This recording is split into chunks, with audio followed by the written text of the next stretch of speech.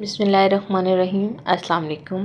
Welcome to my YouTube channel जायके पाकिस्तान के। तो उम्मीद करती हूँ कि सब खैरियत से होंगे। जहाँ रहें खुश रहें, आबाद रहें, हैप्पी रहें और हेल्दी रहें। तो आज हम एक और नई रेसिपी लेके आए हैं शकरकंदी की।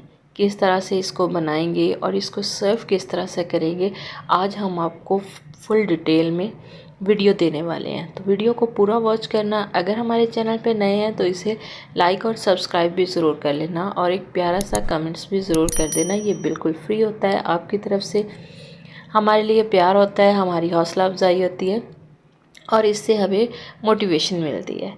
तो उम्मीद करती हूँ कि ज़रूर सब्सक्राइब कर लेंगे। तो इसको हम तैयार किस तरह से करेंगे, तो सर्व किस तरह से करेंगे, वो आज हम आपको मुकम्मल वीडियो बनाने वाले हैं।